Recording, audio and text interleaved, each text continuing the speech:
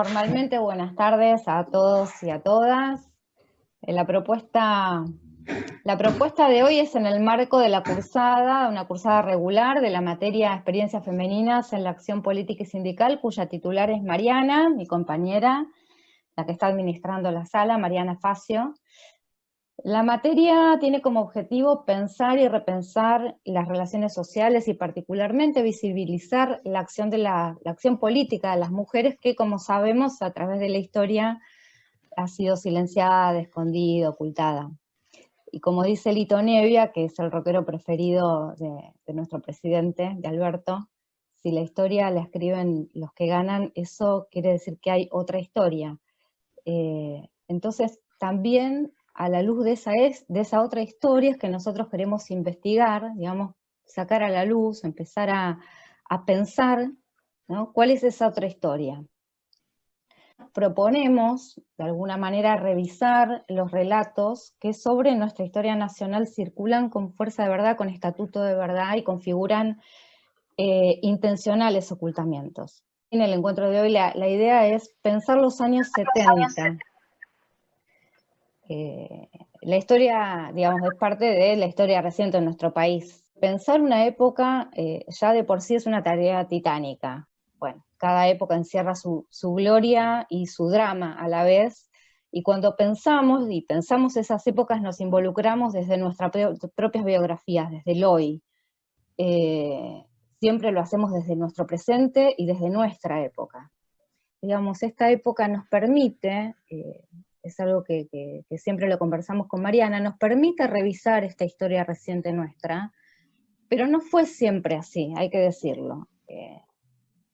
Hay que decir que nosotros podemos hablar, y lo estamos haciendo en una cátedra de la Universidad de Buenos Aires, lo hacemos sin temor, sin tapujo, y lo podemos hacer, diría yo, desde la llegada de Néstor Kirchner a la presidencia, que fue él el que dio el puntapié inicial en su calidad de setentista, el que abrió esa posibilidad, reivindicándose a sí mismo como parte de esa generación diezmada, como decía su discurso iniciático, que se sumó, decía él, soy parte de una generación diezmada que se sumó a la lucha, y me parece que eso, verse a sí mismo como hijo de las madres, reivindicar la lucha de las madres de Plaza de Mayo, bajar los cuadros, la derogación de las leyes de impunidad, digamos, le disputa, digamos, con esas acciones y con esas políticas de Estado, le disputa a lo que fue la infamia de la teoría de los dos demonios, ¿no? Esgrimida básicamente por el Nunca Más, que estigmatizó a esa generación que dio lo mejor que tenía, que fue su vida. Eso entendemos que lo mejor desde la cátedra es escuchar las voces de los y las protagonistas. Eso es lo que nos proponemos. Mariana como historiadora, yo como socióloga y también como docentes. Hoy tenemos un invitado de lujo porque es un testigo privilegiado de los años 70, militante él, pero del campo nacional y popular, pero además es un sociólogo. Edi estudió sociología en los 70 y tuvo que dejar por la persecución política. Primer compañera está desaparecida,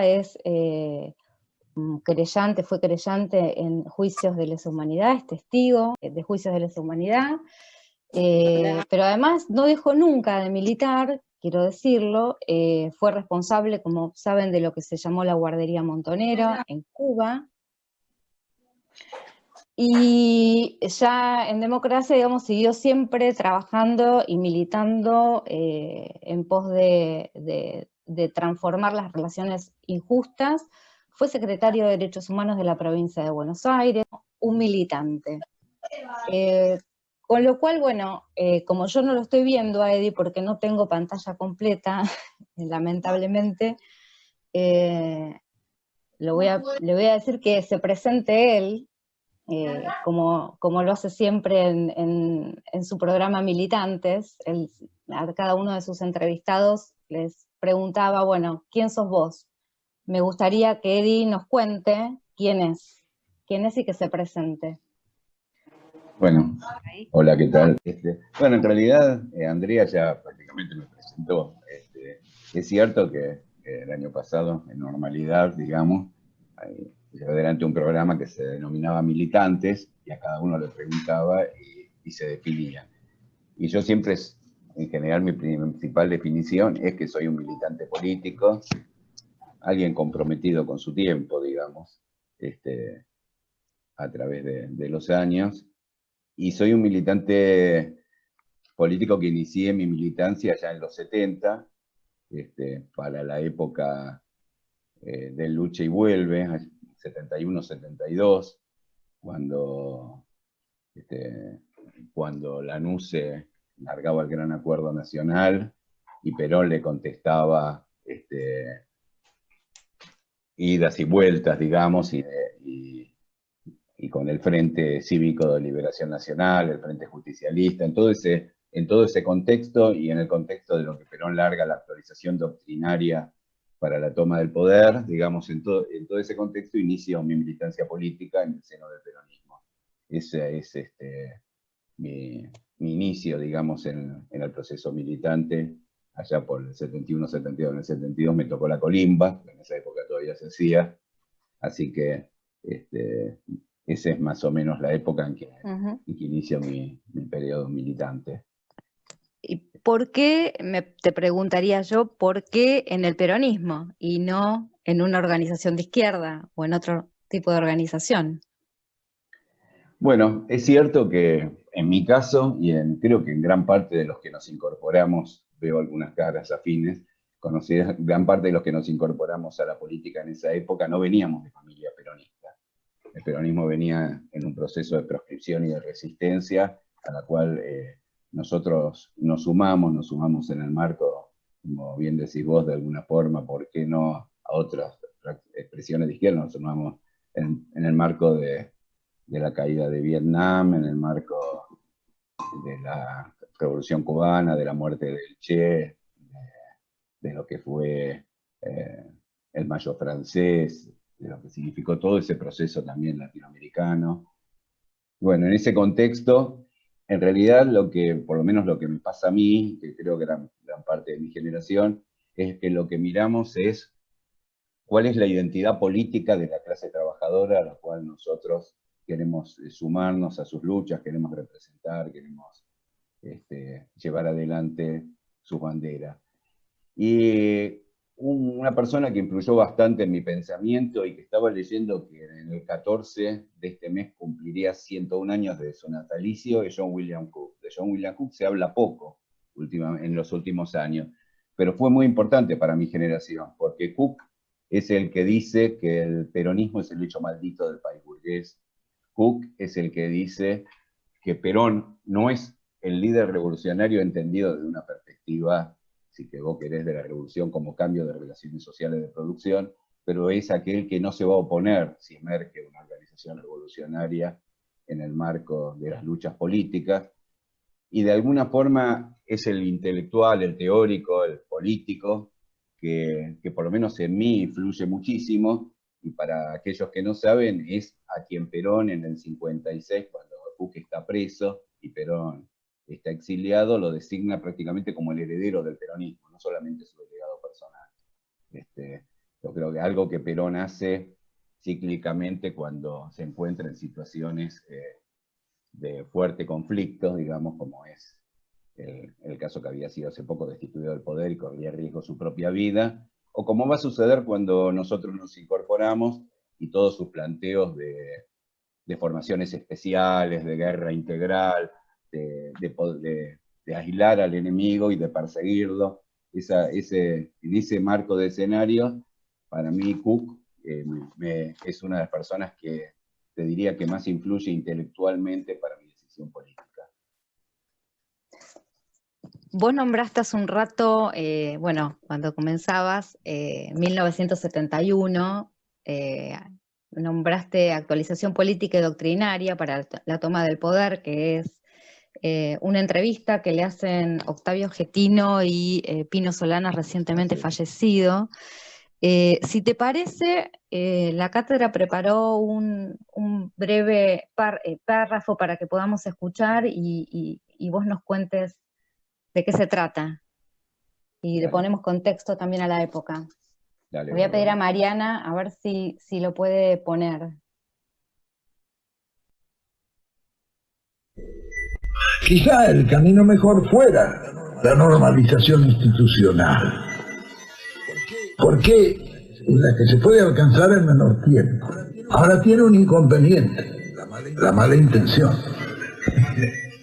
E indudablemente que se pretende hacer una trampa como nos han venido haciendo en los 16 años de guerra que llevamos. Porque piensen que estos son 16 años de guerra en los cuales hemos ganado nosotros 5 o 6 batallas. La última ganada es posiblemente la más decisiva. Este enemigo se siente vencido y comienza a retirarse. ¿Nosotros qué tenemos que hacer frente a un enemigo que se retira? Perseguirlo. No dejarlo levantar cabeza, que es lo que hacemos en esta conducción. Pero siempre que un enemigo se siente vencido, busca la negociación, busca la mesa de negociaciones. Ahora, el secreto está en no dejar triunfar la mala intención y que nos hagan una nueva trampa. Sí, que le hagan una nueva trampa al pueblo. Ya han hecho muchas, pero tenemos mucha experiencia. Sí que es difícil. Si ellos no entran por eso, y nosotros tenemos que seguir luchando. ¿Cómo luchar? Con todos los medios. ¿Por qué? Sí, si no podemos a corto plazo, será a largo plazo con la guerra revolucionaria. Es claro. Ellos no pueden aguantar mucho tiempo, de manera que tienen que acortar el tiempo. Por eso hablan de volver las Fuerzas Armadas, salvando, diremos así, su prestigio, ya muy disminuido por otra parte, frente a todas las macanas que han hecho. El orden económico también existe. En el orden económico enfrentado con grandes fuerzas. Uno, la Confederación General Económica, que está con la causa nuestra. Frente a eso está la Unión Industrial Argentina, que ni es unión, ni es industrial, ni es argentina. Que entre ellos dan a las patadas, no solamente son industriales, sino que hay de todo ahí adentro, y además no es argentina, porque son todos gerentes de las compañías extranjeras que han tomado en nuestro país. Entonces, esas fuerzas también juegan. Por otro lado está la Confederación General del Trabajo, que es la fuerza social, que es la fuerza de toda la organización sindical. Ellos también están haciendo su lucha en su faja. Ahora, por ejemplo, allí, dentro de la... hay algunos que defeccionan, bueno, donde hay muchos dirigentes, algunos defeccionan.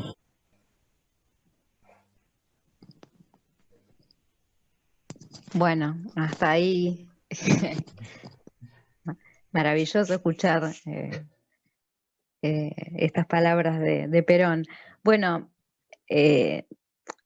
allí habla Perón un poco habla de ejército de ocupación, habla, ¿no? A mí me gustaría que vos cuentes, o le cuentes a la gente más joven, sobre todo, de cómo era esta cuestión, ¿no? ¿Qué eran las formaciones especiales para Perón? ¿Cuál era el dispositivo en el que él estaba pensando? ¿Y qué lugar ocupaba, en todo caso, en ese dispositivo, la juventud peronista? Y básicamente me interesa que hables de Montoneros, ¿no? Dentro de la juventud peronista.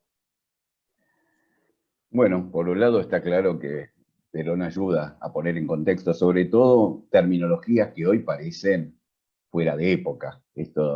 Hace poco estaba leyendo un artículo, incluso para recordar, porque son 2 o 3 años, pero que se condensa todo y se mezclaban todas las fechas, los acontecimientos, todo, porque pasaron años y en poco tiempo pasaron muchas cosas.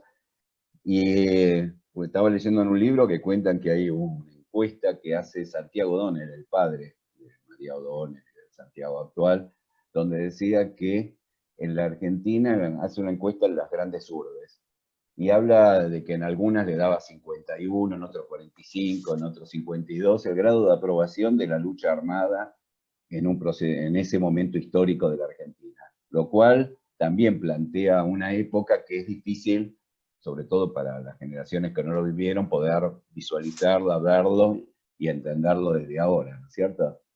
Yo creo, en mi caso particular, creo que el cordobazo, el rosariazo, las grandes erupciones de masa por un lado, y el surgimiento de las organizaciones armadas peronistas y no peronistas, y después el hecho de lo que fue el Aramburazo, el ajusticiamiento de Aramburu, marcó como generación, nos marcó como generación, y cuando Lanuse lo provoca Perón en esta estrategia que estamos hablando en el momento del primer retorno, y tiene como ministro de Economía a Arturo Monroy, que era un radical de la línea nacional, o sea, de la línea balvinista, donde plantean esta estrategia.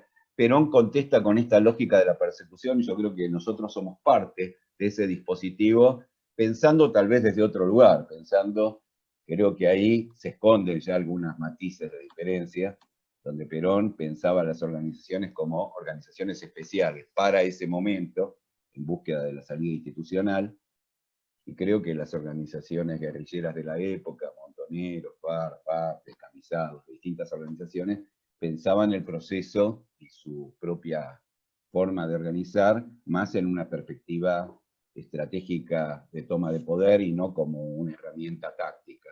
Pero bueno, en ese momento se da ese proceso político y creo que aparece el primer auge de crecimiento fuerte, de oleada. La juventud peronista venía, digamos, de la primera resistencia de toda la década del 60, pero en esta segunda oleada, llamémoslo, de la juventud peronista, con el Lucha y Vuelve, se encarna una nueva generación que tiene una masividad brutal. Yo me acuerdo, yo en ese momento, como comenté, estaba haciendo la corimba, y cuando se produce un discurso donde Lanuse lo intenta provocar a Perón para ver si vuelve o no vuelve, porque era esa su estrategia de desgaste, sale al otro día pintadas por todos lados con aerosol, que me impactó, con el famoso Lucha y Vuelve, y por otro lado Perón vuelve cuando se le cantan las pelotas.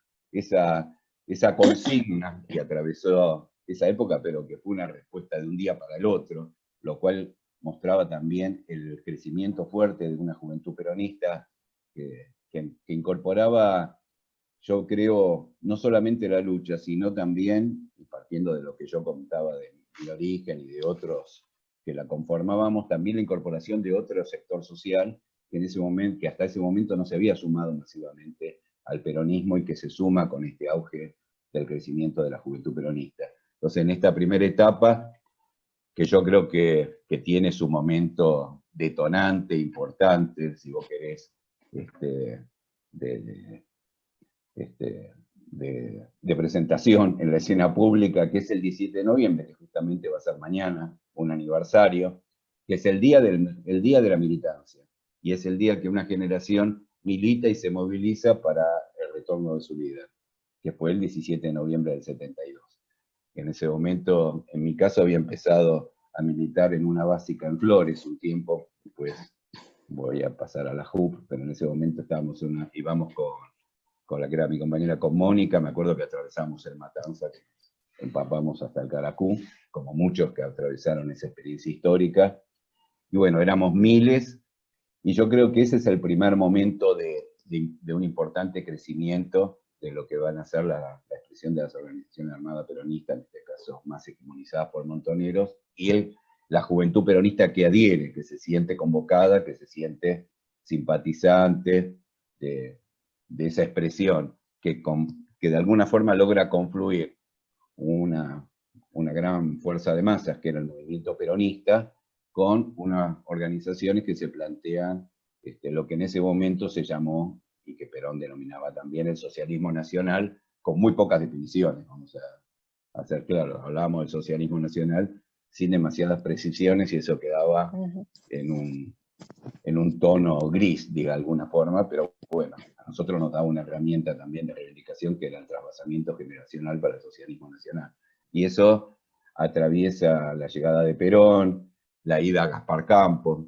De acuerdo que todos nos movilizábamos. Ahí la veo a Silvia, me parece que nos encontramos debajo del balcón una vez en Gaspar Campos. Nos movilizábamos todos los jóvenes de esa época, y bueno, eso fue de alguna forma lo que nos marca hasta el 17 de noviembre, y después ahí se produce el famoso encuentro Perón-Balbín, que es la antesala del proyecto de unidad nacional, y donde Perón claramente retoma la iniciativa, y donde el sector dinámico que impone el ritmo, en ese caso en la calle, en la movilización, y que es la juventud peronista, que se va transformando en la famosa Juventud Peronistas Regionales. Los más grandes conocen que es las JP regionales, pero sería interesante que cuentes de qué se trata, ¿no? Ese armado. Sí, yo no me acuerdo bien, se me mezclan las fechas, claro, pero... Es en el 73, estamos, JP claro, regionales. recién estamos Todavía en el estamos 72, en el 72. Que es la JP, digamos, y el lucha y vuelve, y son las organizaciones armadas. Y en el 72, Perón sigo la secuencia un poco.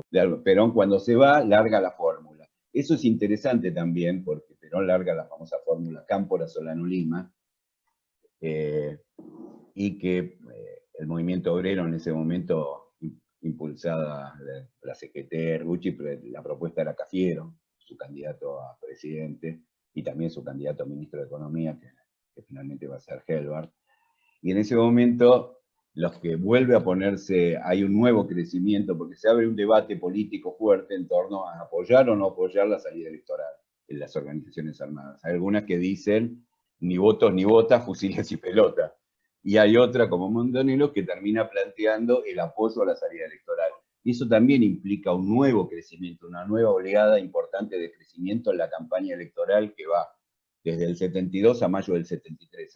Ahí sí hay una fuerte oleada, y bueno, no me acuerdo exactamente en qué momento empieza a estructurarse esa juventud peronista, pero se transforma en el frente de masas más importante que tiene la organización, y ese frente de masas que responde a Montoneros y que adhiere a su bandera. Entonces, ahí se genera una eclosión que va a tener su pico en el triunfo del 11 de marzo del 73, que para los que no lo saben no llegamos al 50. Había balotaje, la dictadura había encontrado la vueltita y ya se había inventado el balotaje, tenía que sacar 50% más uno de los votos, se llegó al 49%, pero como los radicales tenían el 20 y pico, entonces era un absurdo ir a una segunda vuelta y se proclama la fórmula Cámpora, Solano, Lima, y el 25 de mayo es su asunción. En todo ese periodo hay de nuevo un fuerte avance de la popularidad, si vos querés, que eso se ve claramente en lo que es el acto del 25 de mayo con las banderas, sigue creciendo fuertemente y así va a seguir durante gran parte, durante esos 45 breves días que es la gobernación de Cámpora, la presidencia de Cámpora, pero en ese periodo hay un fuerte crecimiento de los Montoneros y de sus políticas, fundamentalmente de la juventud peronista que va detrás de esas banderas. Ese es un momento pico, un momento álgido. Yo en ese momento ya militaba, y con Mónica militábamos juntos en la JUP. Estábamos estudiando sociología, un poco como vos planteaste, y militábamos en la JUP, que queda en la Facultad de Filosofía y Letras, que queda en la calle Independencia. Ahí estaba condensado todas las carreras, sociología, letras, psicología, no sé cómo entrábamos todos, pero estábamos todos en ese edificio. Y que del Cordobazo de Ezeiza es el ciclo de avance popular. Exacto. Y entonces, en ese periodo, Cámpora queda fuertemente identificado con la juventud peronista y los montoneros, más allá de que Cámpora era el delegado personal de Perón, era un tipo leal a Perón, que no tenía un perfil alto para nada, que tiene una adecuación bastante digna al momento que le toca vivir, pero realmente no era un líder o un dirigente hasta ese momento de una envergadura, valga la redundancia, de liderazgo. Pero queda fuertemente embebido, nosotros le hagamos esa del tío Cámpora, Cámpora al gobierno, Perón al poder, una serie de consignas y de movilizaciones que, bueno, ya se sabe porque hay una agrupación que tomó su nombre, que lo pone en un lugar importante en el proceso histórico, pero creo que nosotros como generación, como bien retomabas a lo que dijo Néstor Kirchner, fuimos un factotum importante en que Cámpora estuviera en ese lugar de la historia. En actualización doctrinaria, una de las cosas que dice Perón es, antes del 25 de mayo, el régimen, que el régimen llamaba él, vamos a decir, a la Revolución Argentina. Después del 25 de mayo, el pueblo. Hay un tema ahí que a mí me gustaría preguntarte, si tenés ganas de hablar de él, que tiene que ver con la libertad de los presos políticos, que era uno de los temas fuertes como para que el gobierno nacional y popular, después de 16 años de ausencia, o 17 años de ausencia de Perón, le diera respuesta. ¿Qué pasa ahí? Bueno, ahí el 25 de mayo, bueno, un poco llegando a ese momento, primero creo que ahí Perón cree mucho en la institucionalidad y cree que a partir del 25 de mayo había que respetar mucho las normas y las reglas, y me parece que ahí tenemos un tema, teníamos un acuerdo con el gobierno de Cámpora de la libertad de los presos, esto tal vez estábamos un poco ansiosos, y por el otro lado se dilataron las medidas, y finalmente, al no tomarse las medidas, se produce una gran movilización a Villa Devoto. Unos cuantos fuimos, yo también estuve ahí afuera gritando por la libertad de los presos políticos, mientras se tenía que tocar en el Parlamento la liberación de los presos. Pero mientras que eso pasaba, se avanzó bastante y fue bastante convulsionada. Cuenta la historia de que salieron algunos que no tenían que haber salido, siempre algún pícaro que aprovechó la volada. Hubo represión a la salida de Devoto, pero no me acuerdo si uno o dos compañeros fueron asesinados en medio del tumulto.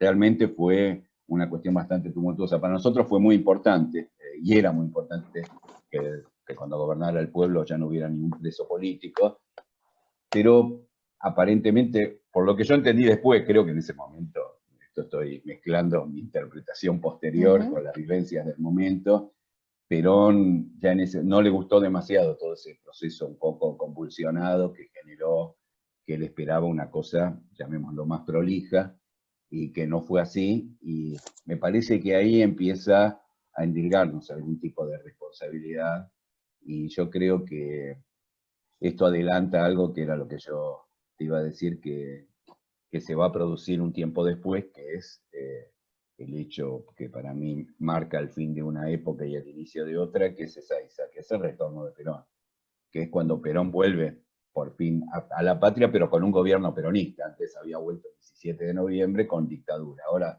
vuelve con un gobierno peronista y se crea en ese contexto una comisión organizadora en la cual son partícipes en general lo que podríamos llamar sectores de la derecha peronista, y solamente está, que me lo comí un poco eso, el secretario general del movimiento peronista, que en la última etapa Perón designa a Abal Medina, y también lo designa en esa concepción de poner el apellido de un duro al frente del movimiento peronista, que era el hermano de Fernando Abal Medina de Montonero. Y en ese proceso, en la cual yo creo que se produce la movilización, por lo menos hasta este momento siempre se ha dicho así, más grande de la historia, donde en la Argentina teníamos la mitad de población de la que tenemos ahora, y fueron millones que nos movilizamos para Ezeiza. La mayoría, porque ahí también se generó obviamente una disputa política, que era cómo se mostraba el movimiento peronista frente a Perón, y las mayores columnas iban detrás de las banderas de Montonero. Esto es así, movilizados por la juventud peronista. Estaban todas las corrientes del movimiento, llamémoslo así, y se produce en medio de confusiones una emboscada. Yo a los años, y ya en los años 80, conocí a algunos de los protagonistas del otro lado, con los cuales en ese momento nos tiraban, y después me hice amigo por la vuelta de la vida, y que organizaron una emboscada, estaban armados, estaban preparados, y yo creo que ahí, no solo hubo ingenuidad probablemente de parte nuestra, también hubo una falta de responsabilidad, en mi opinión, de parte de los, porque teníamos un gobierno en ese momento y no hay autoridades del gobierno en medio de la recepción, ni de la policía bonaerense, que se nos la permite, ni del ministro del Interior. En fin, queda en manos del movimiento y los sectores más reaccionarios, considerado que ya estaba López Rega dando vueltas, que hay personajes que los viejos los conocemos y para los nuevos jóvenes no van a significar ningún nombre, como Sindek, que era un milico retirado, Norma Kennedy, que era un terror de facha, no era la mejor representación de la mujer, por lo menos de la mujer que pretende cambiar algo, y ahí se produce una emboscada, hay heridos, hay muertos. Yo me acuerdo que nosotros veníamos con la CUP por el centro de lo que sería la autopista, y las balines pegaban pegaban en los postes de luz y nos tirábamos todos al piso, eran millones, y se frustra, yo creo que lo que tendría que hacer la recepción y una de las mayores movilizaciones en la historia argentina. Y bueno, yo creo que ahí, igual el impacto más fuerte, te digo y les digo, es al otro día cuando nosotros estábamos convencidos de quiénes eran los responsables, pero bueno, se profundizan las desavenencias entre Perón y la Juventud Peronista, regionales y montoneros, donde Perón claramente hace cargo y hace responsable de lo que sucedió a nosotros, que lo estábamos en ese momento mirando por televisión y comunicado. Bueno, y ahí empieza para mí una historia también muy rica, convulsionada, llena de movilizaciones, pero creo que estamos frente a otra película, digamos, a los pocos días. Cámpora renuncia a la presidencia, se hace una transición con Lastiri. En septiembre Perón gana con más del 60%. Bueno, yo te iba a preguntar sobre cuál es la diferencia hay entre la patria peronista y, ¿por qué? Peronistas somos todos. El tema me metes en un terreno complicado. Claro. ¿Qué diferencia hay entre la patria peronista y la patria socialista? Y es complicado el tema. En principio ahí, como yo conté, hay toda una disputa. Te metí en un brete. Sí, toda una disputa de poder. Creo que hay de fondo también una idea que ya estuvo presente, yo creo, en algunas valoraciones sobre qué pasa en el 55 y lo que significa una expropiación indirecta de los recursos que se generan los grupos de poder y las instituciones que vos creás en un Estado, y una expropiación directa de esos recursos. Y después hay una concepción que creo que va a estar presente, sobre todo en todo este tiempo que va a venir, y es, ortodoxamente hablando, la clase trabajadora es la columna vertebral del movimiento peronista. Y desde las organizaciones, llamémoslo revolucionarias de la época, de Montoneros, se empieza a plantear simbólicamente que tendría que ser la cabeza de ese cuerpo, la clase trabajadora, no la columna vertebral, que no es exactamente lo mismo, aunque parecería que es muy similar. Pero la clase trabajadora pone sus reivindicaciones, sus movilizaciones, en un marco de una hegemonía de capitalismo nacional, llamémoslo, con burguesía nacional, que en ese momento la expresaba Helbert. Y otros sectores, que como Perón dice que están en la UIA, que esos se mantienen intactos y que no quieren resignar mucho. Esto se parece a toda la historia argentina. Y hay una mirada que tiene que ver con la construcción de llamémoslo, del socialismo nacional, aunque no estaba explicitado claramente, pero que tenía que ver con la hegemonía de los intereses de la clase trabajadora. Y esa diferencia también marca la realidad de que, en ese caso, la organización tenía un proyecto político de país, o una perspectiva ideológica y política de lo que se quería hacia el futuro. Yo creo que ahí se mezclan las dos cosas, las diferencias con Perón, que empiezan a notarse, y el intento de posicionamiento de sectores de lo que vamos a denominar la derecha peronista o la burocracia sindical, con la cual hay espacios de disputa de poder que se manifiestan en estas dos grandes consignas, que es la patria peronista y la patria socialista, que se van a ver manifestadas después en movilizaciones, en hechos, en acciones. Es simbólico de alguna forma. Es simbólico.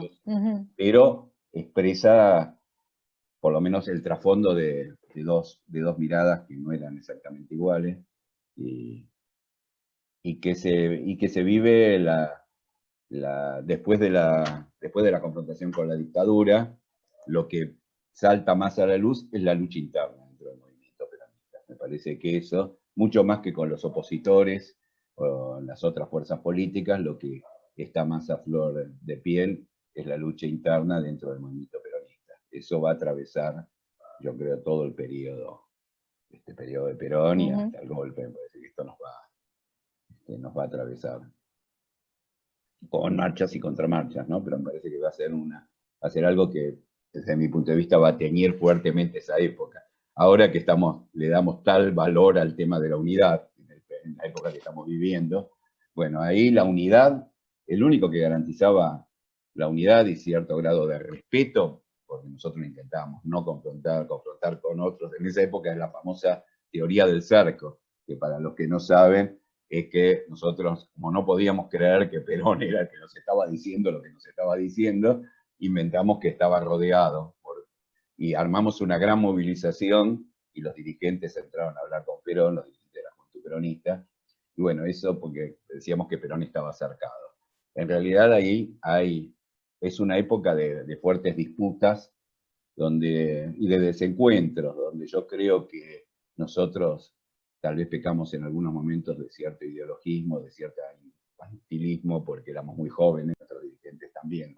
Y Perón Exacto. creo que no conocía a esa nueva generación a la cual él había llegado. Me parece que ahí hay una especie de responsabilidades. Siempre yo creo que la mayor responsabilidad es del que conduce. Esa es una opinión que... ¿De quién? No del escuché. que conduce. Para mí la mayor responsabilidad siempre la tiene el que conduce. Pero antes y ahora, digamos, en todos los tiempos, todos tenemos responsabilidad, pero el que conduce siempre tiene la mayor. Pero de cualquier forma, esto generó un proceso de confrontación, digamos, que va a tener esa época. Hablando de la patria peronista, la patria socialista, los actores sociales, la CGT es un actor muy importante, ¿no?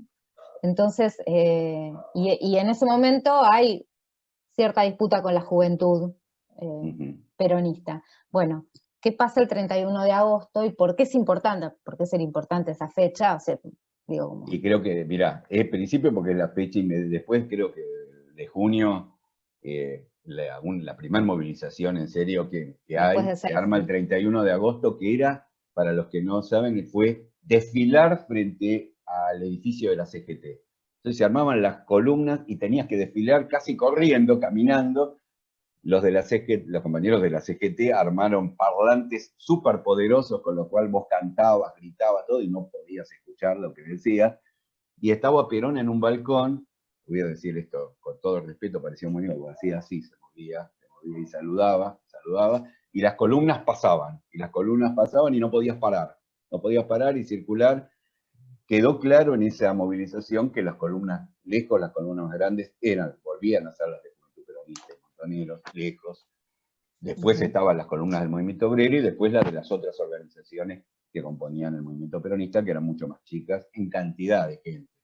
Y creo que eso fue el hecho, a mí nos desgañitamos, me acuerdo, gritando frente al balcón donde estaba Perón para que escuche las consignas, pero bueno, no se escuchaba nada, es como que te pongan megáfono, no me acuerdo qué decían, si era la marcha, que eran las canciones, pero decían circulen compañeros, circulen, y tenías que moverte, y así fue una movilización muy rara, pero que fue la primera movilización, la convocaba en el local de la CGT, lo cual Perón marcaba en qué se iba a apoyar fuertemente, podía apoyarse en la CGT y el movimiento obrero, eso me parecía que era toda una definición política, pero todavía estábamos todos de nuevo ahí, ¿no es cierto? Desfilando las distintas expresiones.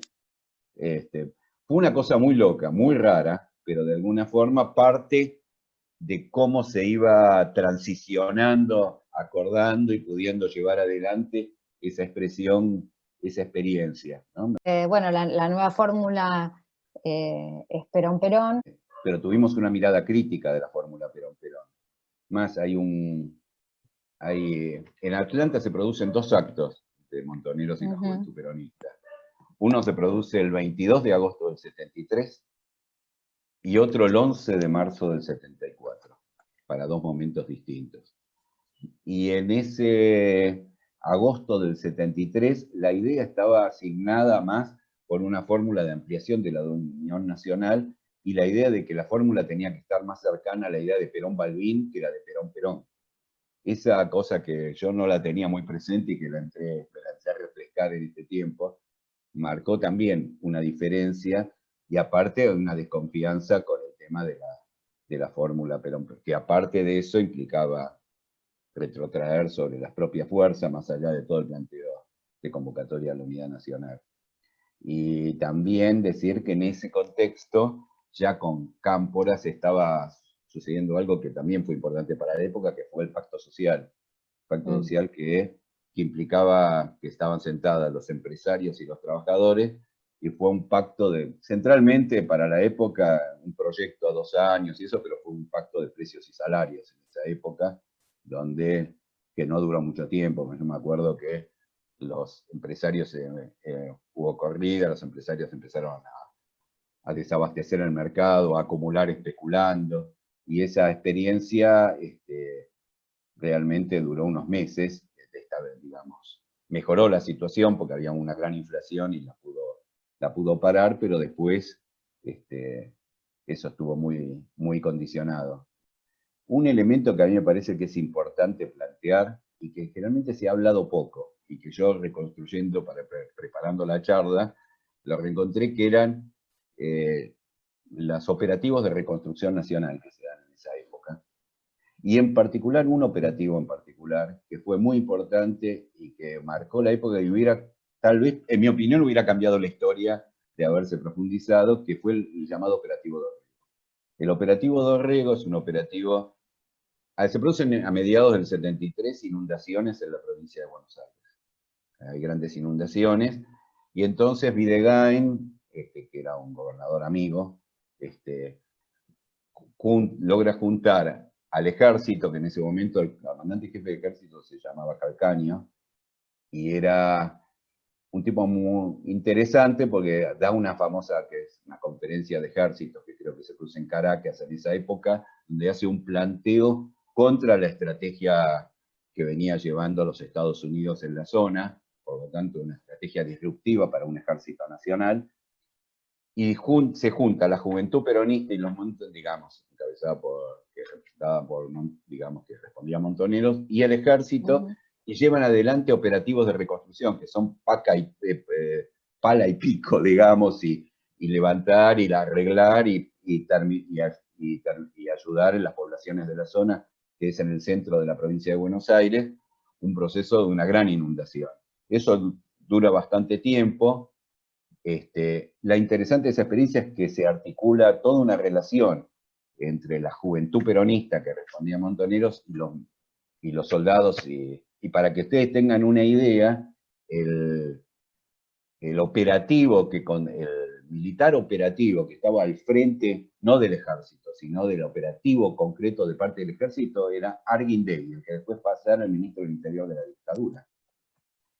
Y Norberto Habergar, que era un militante montonero, es el que está al frente del operativo, el responsable del operativo, porque Dante Gullo era el referente de la juventud peronista, pero el que está al frente del operativo y el que habla con Arguindegui es Norberto Habergar, que era de montonero. Entonces, se da una experiencia atípica, de la cual se sabe poco, pero que se dan muchos diálogos en esa época y relaciones, y tiene que ver con una idea que está flotando en la cabeza, que se va a plantear después más adelante con fuerza y que está flotando en la cabeza de la juventud peronista y de los dirigentes de Montoneros, que es el tema también de las milicias peronistas, que es algo de la cual se copia la idea de Evita, que es la que propone por primera vez en nuestra historia el tema de las milicias, en la historia del siglo XX, que es que la CGT se prepare porque desconfiaba fuertemente del ejército en esa época y de la oligarquía. Y esa mirada la retomamos fuertemente en ese momento, y reitero, hay una experiencia muy interesante de diálogo, de fogones, de encuentro entre el ejército, que en esa época era conscripción, digamos, porque existía el servicio militar con conscripción, y la juventud peronista.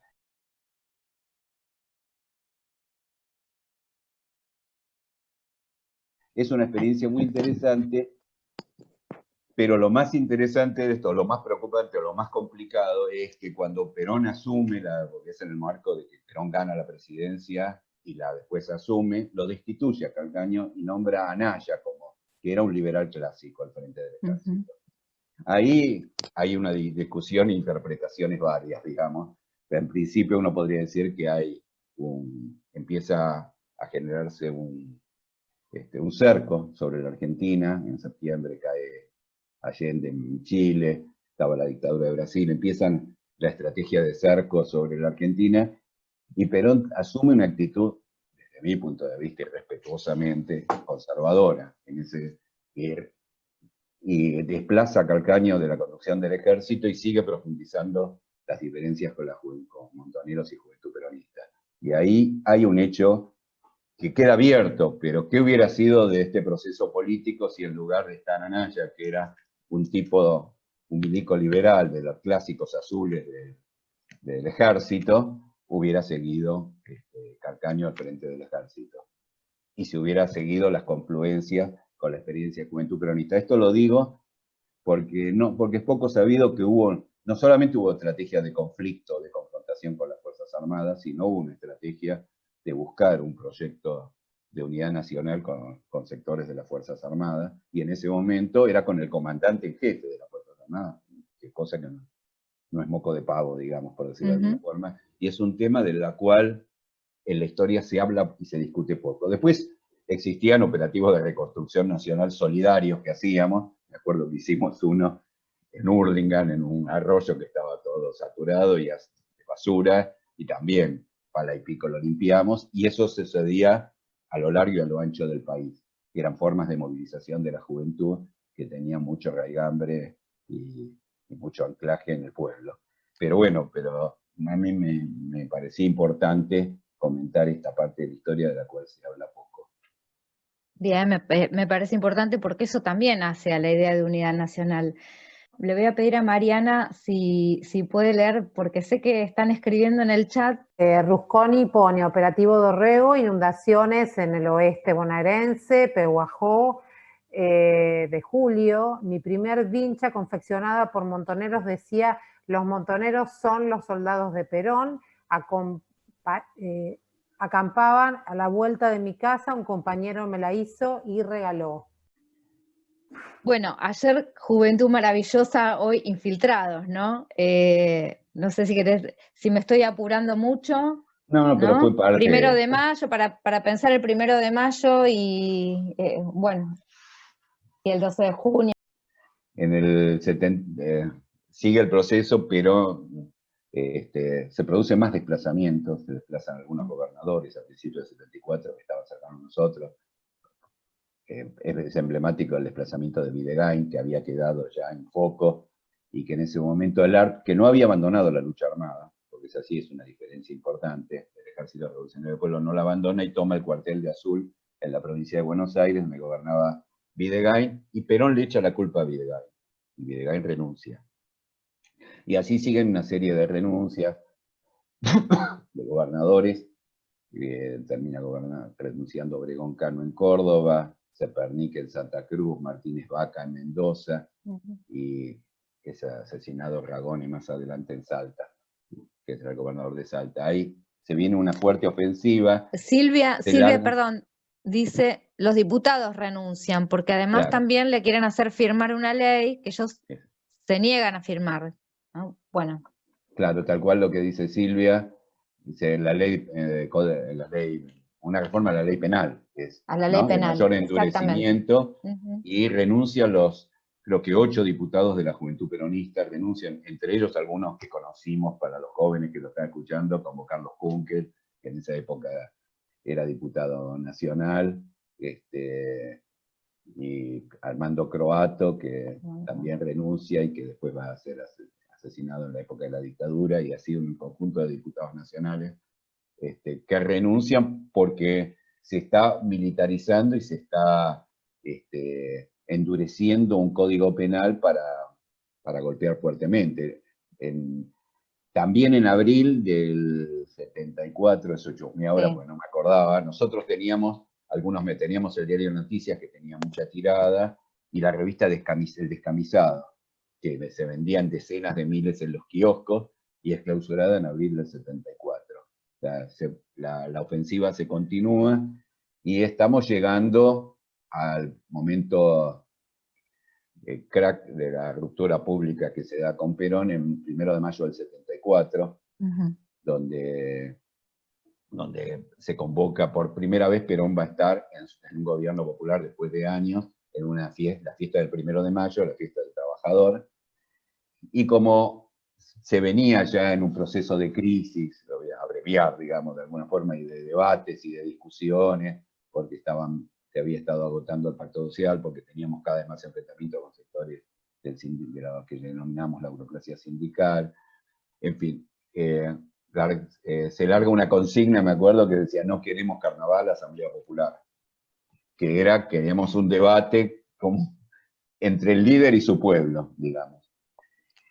Ese acto tuvo muchas restricciones, se planteó que no se podía ir con banderas, esa fue una de las restricciones más importantes, así que le encontramos la vuelta dentro de los bombos y los ponchos de las compañeras, los aerosoles, y una vez que pasamos las vallas, nos palpaban a todos, la policía puso un marco de seguridad muy, pero muy estricto, donde te palpaban cada vez cuando pasabas. Nosotros, yo me acuerdo que creo que venía por Diagonal Norte, y claro, que es la entrada hacia la Plaza de Mayo por el lado de la Catedral, y ahí te palpaban a todo el mundo.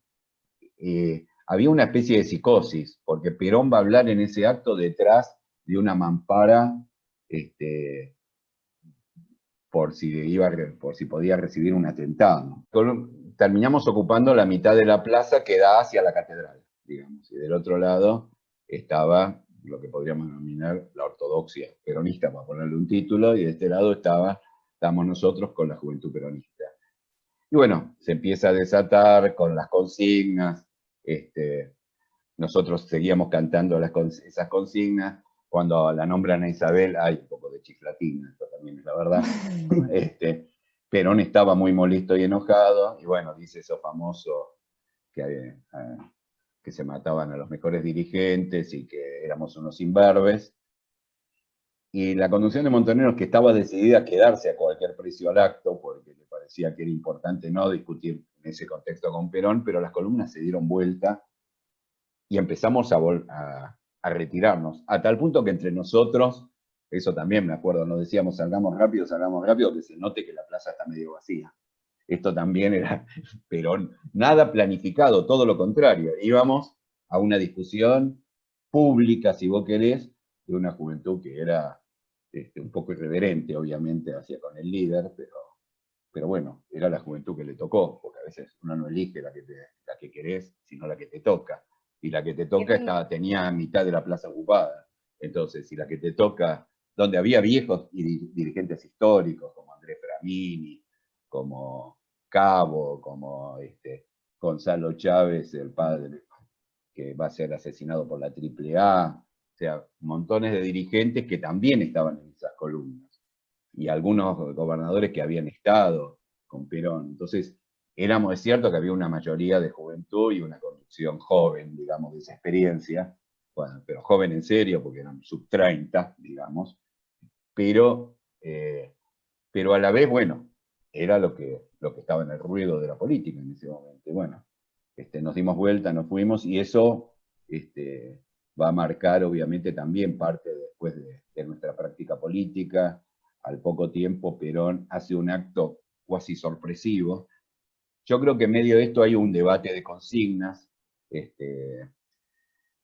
no me acuerdo, pero en editoriales, no me acuerdo si en esa época ya no era el descamisado, se cambia, está el peronista, después está la causa peronista, son distintas revistas que vamos sacando en ese momento y las van clausurando, y las editoriales se plantean un poco si Perón venía a concretar la liberación o la dependencia. Y Perón, ese 12 de junio, de alguna forma yo creo que nos empieza a contestar, cuando dice, pues la famosa ese discurso donde dice que llevo en mis oídos la maravillosa música que es la voz del pueblo argentino, pero también dice que no vino, eso lo dice ahí, lo dice en el discurso que da en el Congreso, que no vino a consolidar la dependencia, sino la liberación. Yo creo que de alguna forma nos empieza a contestar.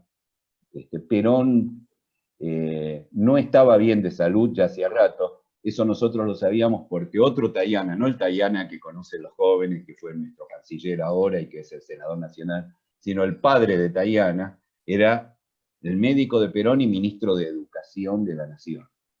Y nosotros teníamos un diálogo fluido y él decía que Perón estaba muy mal de salud.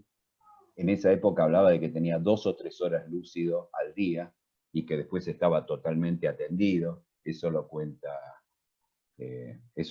Tayana, con el cual, reitero, había mucho diálogo, obviamente, en esa época. Y bueno, todo se precipita, esa movilización, van algunas banderas del movimiento obrero, pero en general es es un pueblo desorganizado el que va, y al poco tiempo Perón fallece, el 1 de julio. Y en lo personal creo que con más tiempo probablemente parte de ese debate se podía haber saldado, pero la realidad biológica de Perón también define la realidad política del país. Perón fallece y ya la realidad del país va a ser muy otra, porque ahí asume Isabel, y te diría que asume López Rega, prácticamente. Son desplazados, salvo Gelbar, que dura un tiempo más, y Tayana, pero después son todos los ministros desplazados, ya habían sido desplazados con Perón y vuelven a ser desplazados con Isabel y López Rega, y cambia el escenario político totalmente, porque atentados que ya estaban habiendo de alguna forma se transforman en el pan nuestro de cada día. La AAA empieza a tirotear nuestros locales, a matar compañeros, y la cosa se empieza a tornar insufrible, digamos, para decirlo de alguna forma, e invivible. Como nota de color, voy a decir que me caso por primera vez el 30 de agosto del 74, y el 6 de septiembre estábamos en luna de miel en Mar del Plata, y de golpe vemos compañeros que están volanteando y anuncian que cerrábamos todos los locales y pasábamos prácticamente a la clandestinidad todos los frentes. Estaba de joda y de golpe encuentro por la peatonal un flaco volanteando, y bueno, no sabía que... Una sorpresa total, y cambiaba la realidad política brutalmente. Bueno, este es otro de los temas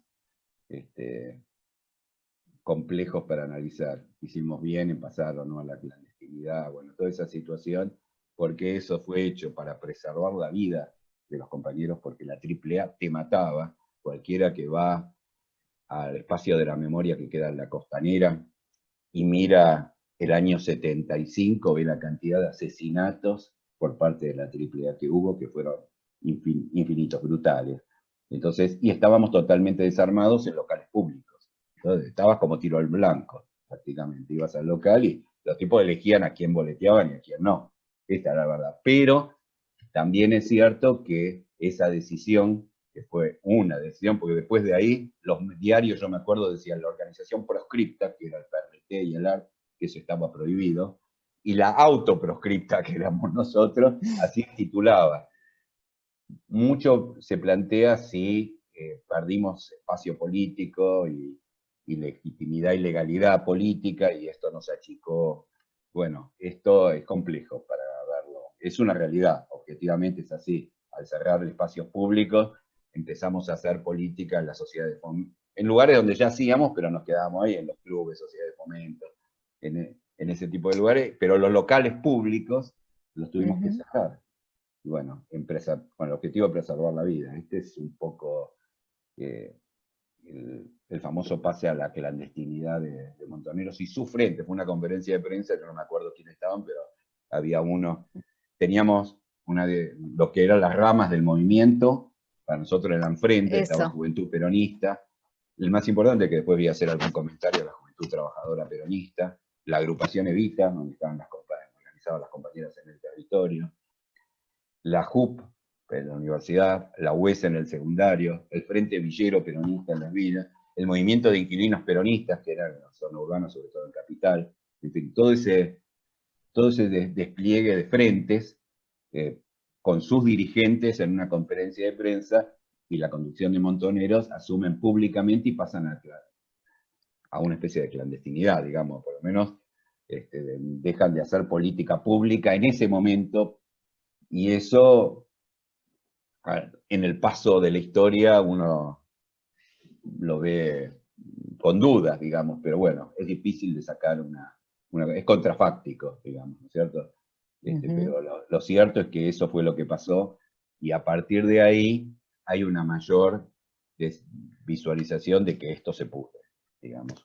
Una idea que teníamos todos de que en el 73 en realidad no era que se van y nunca volverán, que era lo que cantábamos, teníamos muy claro que iban a querer volver, pero ya en ese momento, con la AAA, con el lanzamiento de de lo que después va a ser el operativo Independencia, en fin, se empiezan a generar una presencia de los grupos paraestatales, del grupo paramilitar y del ejército que empieza a plantear que el destino de esto es una nueva confrontación con las Fuerzas Armadas vinculadas a la oligarquía en nuestra patria.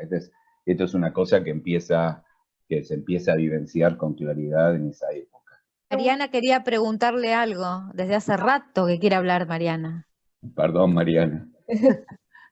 No, yo lo que quería preguntarte es lo que algunas compañeras que están presentes acá fueron dejando en el chat, ¿no? Volver Dale. un poquito para atrás.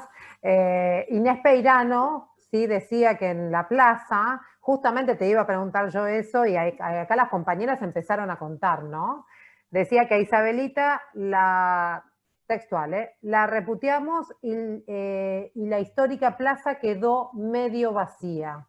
Sí. Y también María Delia Ajo dice que cantábamos Perón evita la patria socialista y los burócratas sindicales con la consigna de Perón evita la patria peronista, ya no hay retorno con la derecha peronista. La JP. Exacto, coincido. Sí, es así, es tal y eso cual. te iba a preguntar yo, ya que No, tal cual, es tal cual, tal cual. Y hay hay algunos que tienen mejor memoria, no, algunas compañeras que tienen, pero es así. Evidentemente eso es lo que pasó. De la plaza.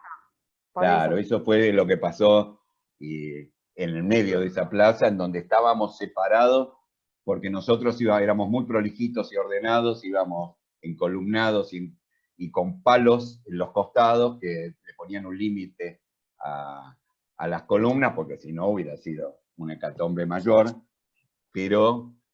y a la vez estábamos, y esa organización también se reflejaba en la potencia de las consignas, porque cuando vos estás mejor organizado para todo, y entonces nuestro cantar y nuestras consignas, que eran más unificadas, tenían un fuerte impacto, que es las consignas que cuentan las compañeras, totalmente. Una cosa que se va a dar fuertemente, que a mí me parece que tiene que ver con lo que yo decía antes, con respecto al rol del movimiento obrero, y esto que comenté, que uno de los frentes importantes me parece que fue el de la Juventud Trabajadora Peronista, si bien yo no estuve en ese frente, pero me parece que fue un frente estratégico, en donde sí me acuerdo que en un momento se dijo, todos aquellos que laburen, que se van en algún lugar, pasan al frente sindical, que era el frente, el que se llamó de la JTP, en donde la organización se dio una fuerte estrategia y hubo un alto crecimiento, sobre todo en las comisiones internas y los cuerpos delegados. No tanto en las cúpulas, que era muy difícil acceder, pero en todo lo que es las representaciones de base, y sobre todo en las grandes empresas, las grandes fábricas, hubo un fuerte crecimiento. Y incluso hubo una estrategia que era tener una fuerte presencia de lo que sería Zárate, que yo hago así como si lo estuviera viendo, pero Zárate, Campana, hasta Ensenada, La Plata, toda esa franja de 70, 80 kilómetros del río hacia adentro, y en esa franja, llamémoslo, donde estaban las empresas más dinámicas, de esas metalúrgicas, con mayor concentración de laburantes, ahí tuvimos una fuerte presencia, con fuertes movilizaciones, y va a tener un pico de impacto muy fuerte en lo que después va a ser la confrontación con lo que se va a llamar el Rodrigazo, en el 75, donde se constituyen lo que se llamaron las coordinadoras de comisiones internas y cuerpos delegados en lucha, que tuvieron fuerte peso, y donde la organización tenía peso, yo creo también porque las gerencias, que eso después pasó muy fuerte en la dictadura,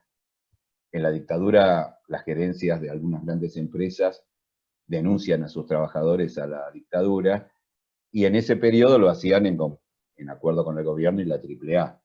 Y ya apretaban, boleteaban, echaban a delegados laburantes, y ahí tenía peso la organización también. Entonces, una organización armada fue ganando prestigio en la lucha en las grandes empresas también. Y ahí se creció fuertemente, pero a la vez existe un fenómeno como contradictorio, digamos, producto del desgaste del enfrentamiento con Perón, de la presencia de la AAA, de la violencia. Hay una parte del campo popular y del pueblo que empieza a retraerse, a dejar de movilizarse, a la vez que el sector más dinámico de la clase trabajadora se torna cada vez más movilizante. Se genera una, yo digo, una situación de dos movimientos, por decirlo de alguna forma. Hay en los sectores de conciencia media, digamos, un cierto reflujo de las movilizaciones populares de la época de Perón, pero a la vez del movimiento obrero organizado en las fábricas y las empresas más dinámicas, crece la movilización. Entonces, ese doble movimiento es contradictorio en sí misma. La organización se hace fuerte en el sector más dinámico de la clase obrera, pero a la vez hay un sector más masivo que tiene recelo, que viene acompañado de nuestras discusiones con Perón. Entonces, ahí me parece, empieza a vivirse, yo creo, una transición entre el crecimiento, que para mí sigue siendo importante. Yo contaba que, en mi caso, como para contar la experiencia personal, milité, cuando me fui de la universidad, fui a Hurlingham. Ahí, hablando de las mujeres, porque Eso, es parte de la cátedra. vos eras mejor dicho, eras responsable de EDI. Sí, la coordinadora de Hurlingham. La coordinadora de Hurlingham, o sea, al principio. Nada, no, yo quería decir que una de las cosas que nos pasó a nosotros es que no, es decir, mientras la derecha peronista iba consolidando el poder superestructural, ¿no? Nosotros seguíamos consolidando las bases, ¿no? Porque el nivel de organización de las bases subía y llegó a niveles muy altos, ¿no?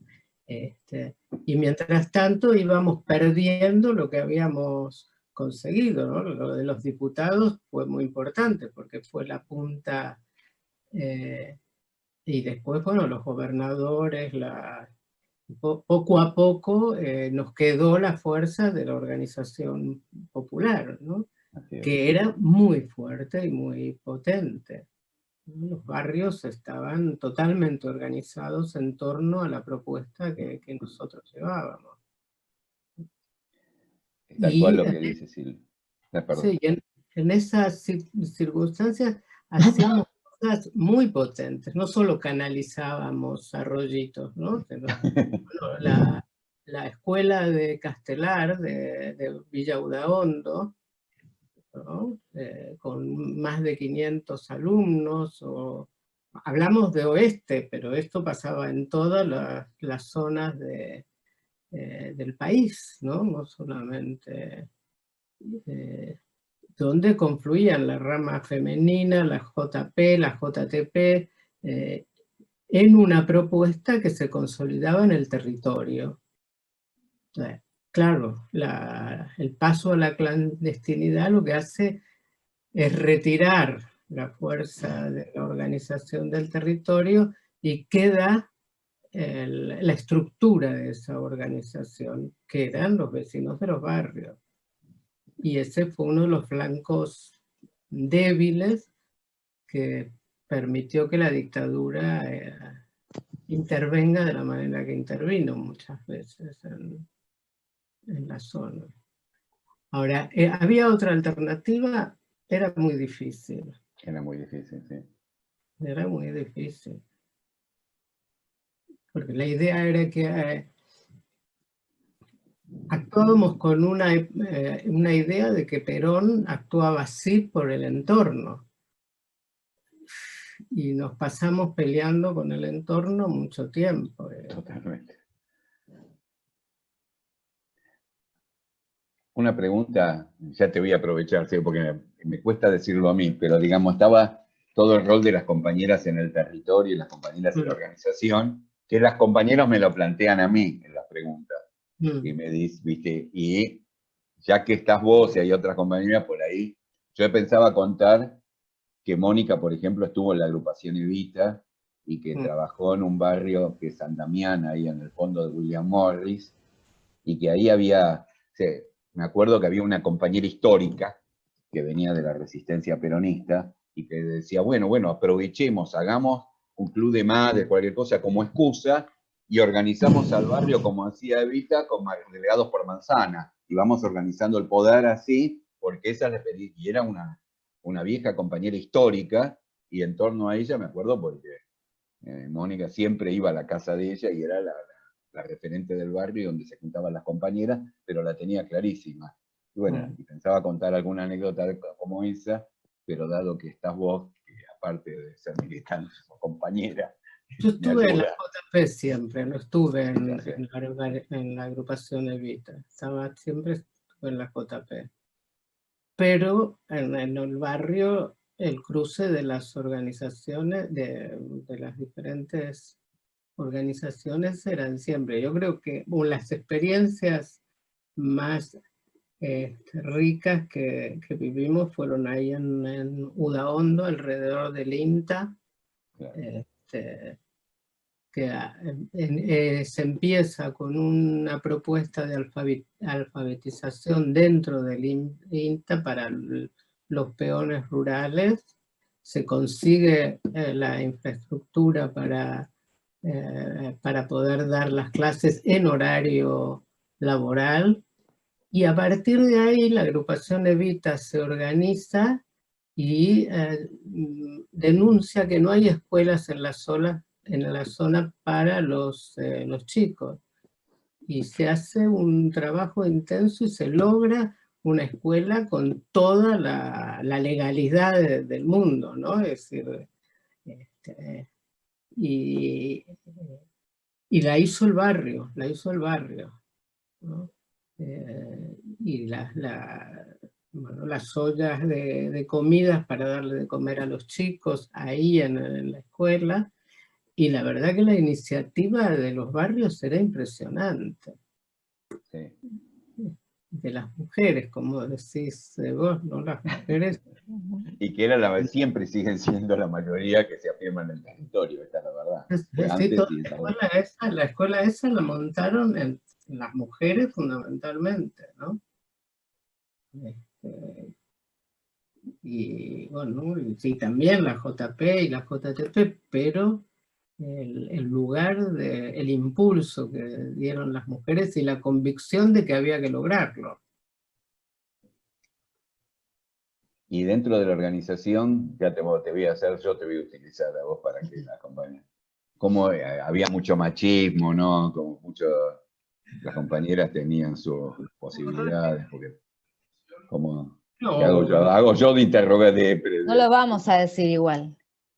No, porque hay una idea de que los compañeros, bueno, eran machistas y que no había dentro de la conducción mujeres, lo cual es cierto, pero cuando uno mira la composición de la JP y de Montoneros, había muchas mujeres y muchas mujeres que tenían responsabilidad, o sea, muchas mujeres en lugares de responsabilidad importante. Los cuadros medios, digamos. Estaba la Gordamalia, la Cookie Carazo, había, sí, pocas mujeres. Es como ¿cómo se llama? En las empresas cuando dicen que las mujeres rompen el techo de cristal y hay 500 hombres alrededor, ¿no? Sí, había, pero es cierto que había menos, porque si bien compartíamos mucho todas las cuestiones del cuidado, seguían estando en manos de las mujeres fundamentalmente. Además creíamos que teníamos que tener hijos un montón si fuera posible y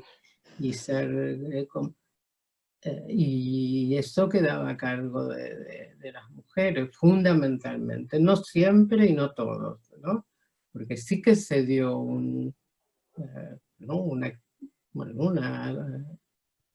compañerismo muy alto, pensando en la época, ¿no? En el momento, que no tiene nada que ver con lo que pasa ahora, ¿no? Obvio.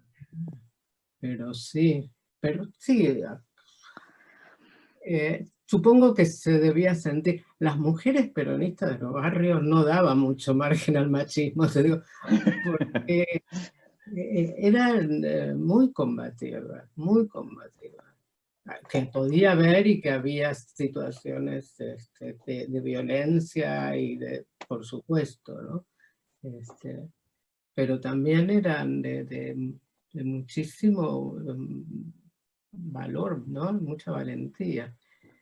Y dentro de la organización no había de todo, no había una ideología Con respecto al feminista. género, claro. No había, la idea era hay que ser igualitarios en el trato y hacer que las compañeras participen y puedan y todo esto. Pero la idea de la problemática de género no estaba planteada. No estaba ni de género ni toda la cuestión con la homosexualidad o con todo eso. Si bien había un frente, el Frente de Liberación Homosexual, pero que Claro, que fue en la época, claro. Estaba marginado por nosotros. Y nosotros cantábamos, ¿te acordás? No somos putos, no somos faloperos. ¿No? O sea, que todas estas cosas que ahora están instaladas como un logro fundamental, en ese momento no estaban instaladas. No estaban instaladas. Bueno, vos decís no estaban instaladas, pero que hubiese un frente homosexual ya era un primer paso. No sé qué otra organización tenía ese frente, ¿no? Me digo, como que es cierto, no estaba en los términos, diría yo, liberales, ¿no? En los que hoy se dirimen estas cuestiones, que además hoy son políticas de Estado en nuestro país, sino que, pero era digamos, una disputa, ¿no? Un intento de los propios compañeros homosexuales. Sí. Y nosotros les dimos todo el lugar que eso merecía. Claro. Ellos pujaron y todo y trataron de abrirse camino. Las mujeres tenían otra vía, porque Evita había ya organizado otra vía para las mujeres siempre. Pero en el caso de la homosexualidad fue muy, bueno, y no digamos las trans y todas las otras alternativas que en ese momento ni las pensábamos, no existían, ¿no? Pero y lo que me parece importante que está diciendo Silvia, que es muy, muy relevante, es el lugar político que se le da, más allá de la conformación del frente, a las homosexuales y a las compañeras, ¿no? Más allá de la participación, como decía ella, no avanzaban, ¿sí?, en lugares estratégicos de la organización, ¿sí? Eso es lo interesante. Que había un montón, ya eso está sabido. El tema es la importancia política que le daban dentro de la organización. Qué aporte el de Silvia, ¿eh? Gracias, Silvia. Maravilloso. Voy a preguntar, Edi, la reacción de la CGT frente al Rodrigazo, ¿cómo la toman ustedes, no?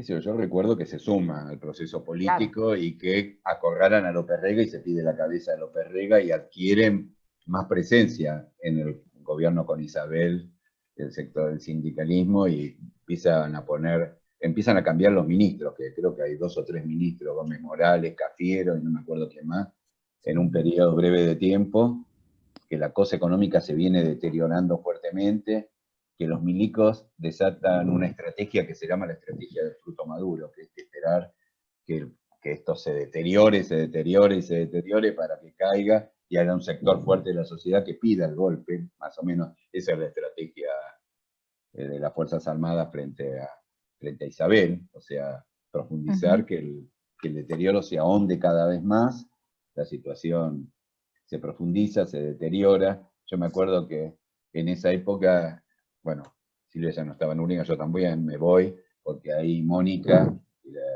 mi compañera, había en marzo del 75, en una de las en esa época alargábamos campañas como miliciadas o eso, que era, me acuerdo que habíamos decidido marcar con cruces las casas de los traidores, y el tipo que le marcó con cruz la tiroteó, quedó herida, la secuestran, por suerte en ese momento después es liberada, y Después están del hospital de Aedo, de cirugía de Aedo, con 2 balazos en las piernas, y nosotros ya no dejamos de militar donde estábamos militando y nos vamos a militar a Carlos Gardel, a la Villa Carlos Gardel, que nunca me voy a olvidar de la experiencia ahí, porque era un barrio, estaban los monoblocks y estaba la villita del costado, que era un barrio de esos de emergencia que había hecho Onganía, que la idea era transitorio, y fue transitorio por muchísimos años.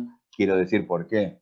Porque recién dejó de ser transitorio durante el gobierno de Cristina, que hicieron las casas, y cuento como nota de color, porque fue en octubre del 2010, y fue la última vez que lo vi a Néstor vivo, y que se entregaron las casas del barrio que era el barrio transitorio del 66, que hizo Onganía, y recién dejó de ser transitorio y desapareció en el 2010, para que veamos la transitoriedad de eso. Bueno, y militábamos ahí. ¿Por qué? Porque me acuerdo que se largó, estaba en una villa muy organizada, con delegados por manzana, con representantes. Y me acuerdo porque, por un lado, en esa época largamos el Partido Auténtico, que fue una forma de querer volver a hacer política y de tener alguna iniciativa política, pero en ese barrio fue bárbaro, porque como el del Partido Auténtico era el delegado del barrio, yo nunca me voy a olvidar, porque yo nunca había afiliado en mi vida. Me senté en una mesita, tenía las fichas, y la gente hacía, el delegado iba manzana por manzana, llamándolo para que hagan cola y se afilien. Y iban, y yo estaba como un burócrata poniendo los nombres, todos los hacía firmar y pasaban. Y era donde estaba el centro de delegados del barrio, ¿viste? El barrio estaba organizado por manzanas, lo habíamos organizado todos nosotros, y con delegado por manzana, y era el jefe del barrio, digamos, objetivamente. Evidente, no creo que esa experiencia se haya repetido en muchos lugares con el Partido Auténtico, pero en ese lugar para mí era un barrio muy, muy afirmado, a tal punto que los monoblocks del barrio le habían puesto al barrio Mariano Pujadas, que era el montonero que fue asesinado en Trelew, y bueno, y entonces era un barrio con muchísima organización. De hecho, cuando se produce el secuestro de los Born, uno de los camiones se reparte en el barrio. Llenamos el centro de delegados de productos de Molinos Río de la Plata, ¿viste? Y los entregábamos en bolsitas, que decía Montoneros cumple, decía las bolsitas, y les entregábamos y los vecinos pasaban. Una cosa medio alucinante para la época, ¿no? Pero bueno, fue una experiencia que me cuesta olvidármela, ¿viste? Entonces esta sí la tengo presente porque me pasó, ¿viste? Y fue muy emotiva, y en un barrio con un altísimo grado de organización, y estamos en el tránsito del año 75, con una situación fuerte de deterioro institucional, todavía de organización popular, pero de reflujo, me parece, y olfateando que se viene el golpe de Estado. Está ahí por la zona de Parque Quirno, que es Hurlingham, y queda herida, se la llevan al hospital de cirugía de Aedo, y en el hospital de cirugía de Aedo, una patota que después nos enteramos que era de la Brigada de San Justo, la secuestra, la lleva secuestrada, y la torturan, y eso. Estaba con los ojos cerrados, entonces ella teóricamente no sabía dónde estaba, pero en un momento pide ir al baño, después la vuelven al lugar, a la catrera donde la tenían, y en un momento la sacan de gira, en una camioneta. Después entra a un lugar y dice, bueno, ahora sos legal. Acá entras, acá estás legalizada. Y ella pide ir al baño de nuevo, y se da cuenta que estaba en el mismo lugar siempre, que estuvo en la Brigada de San Justo de Aedo. En la Brigada de San Justo, no, en la Brigada de San Justo. Y ahí estuvo unos días hasta que la liberan. Eso también es una anécdota. En ese momento había, no sé si vos ibas a ver, una abogada que le decían la gallega, que después debe vivir en España, vivía en Madrid, y ella va a negociar con el jefe de la brigada. Y el jefe de la brigada le dice una cosa insólita, dice que él tenía hijos que estaban estudiando. Y le dice, la voy a dejar en libertad, le dice, hoy por mí, mañana por ustedes. Hoy por ustedes, mañana por mí. Así que la voy a dejar en libertad pensando en los hijos que yo tengo estudiando.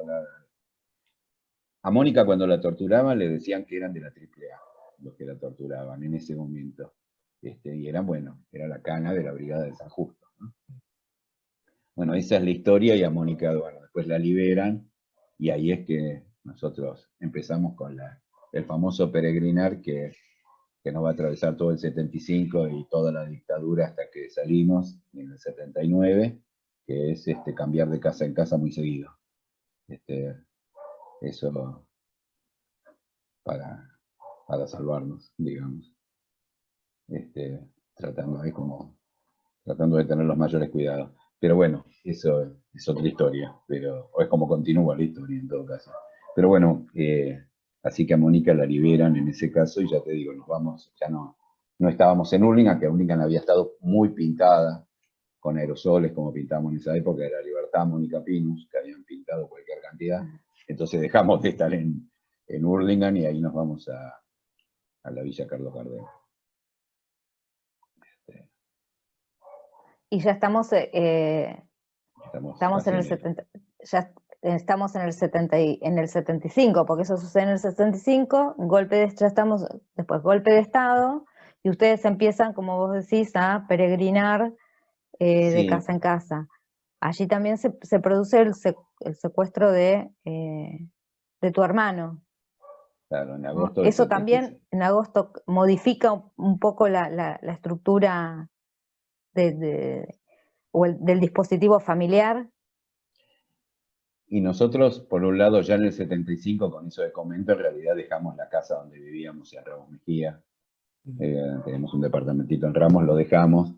Después en el 76, cuando cambió mi hermano, dejamos la casa donde estábamos porque él la conocía y empezamos un proceso de peregrinar, nos mudamos un poco a Capital.